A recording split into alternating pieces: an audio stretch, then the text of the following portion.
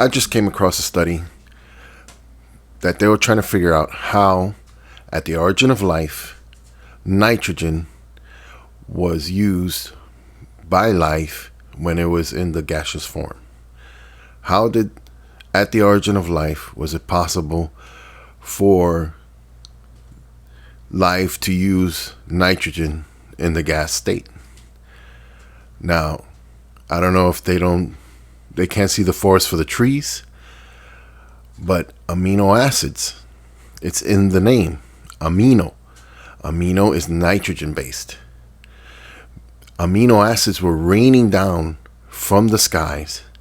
It was ubiquitous all over the world. Every inch of this world was covered in amino acids because of the heavy bombardment.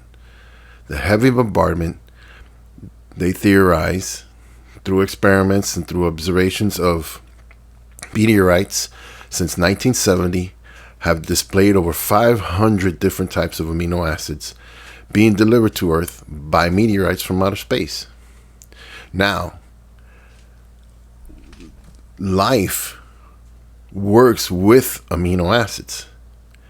All the enzymes that life uses use amino acids. And what do those amino acids, what do those enzymes work on? They work on amino acids. They take amino acids and transform them into whatever organic material life needs. That's one of the new findings that I said that I needed to make this first. All biomolecules start as amino acids in life. An amino acid can be changed into a sugar, fatty acid, or any molecule, RNA, DNA, anything, starts as an amino acid. So that's how you get nitrogen into life. It's already there. Amino acids was raining down on the world, and amino acids united to transform other amino acids to start life. And that's why I don't know if they can see the tree for the forest or the forest for the trees, or they can't see the trees. Well, they can't see the forest because of the trees. You know what I'm saying?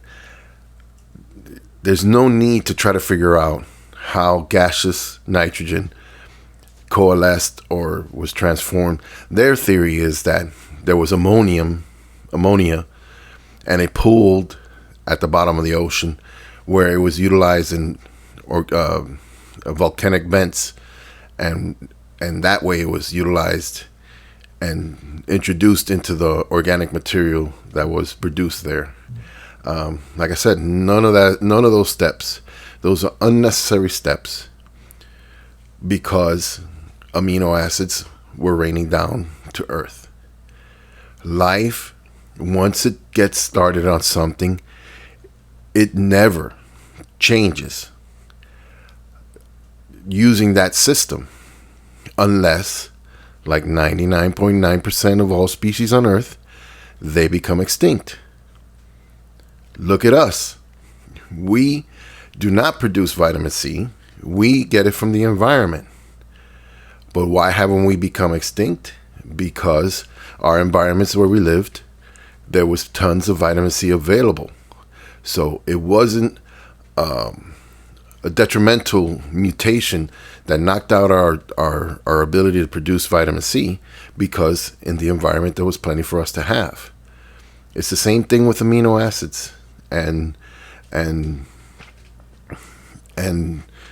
life using amino acids for everything.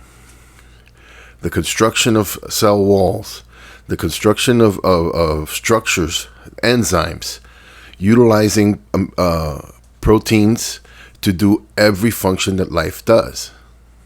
There was no need for the gas in the atmosphere to ever be transformed into a usable state for life at the origin of life. Life had what it needed. Life had what it needed with amino acids. It produced The universe has produced over 500 different types of amino acids raining down on meteorites. So any element that life needed, there was bound to be an amino acid that contained it. And that way, life using amino acids on other amino acids that could provide whatever element life needed at that moment, life would find an amino acid, and that would be the way life got those elements. It didn't need to strip it out of the environment or get compounds out of the environment. There were easily amino acids of whatever type available for life to use in order for life to propagate and continue to evolve from the molecular state to the present state it is now. And life still uses amino acids. All right, guys, until the next time, in the description you can find my book. Please follow my YouTube channel, and talk to you next time.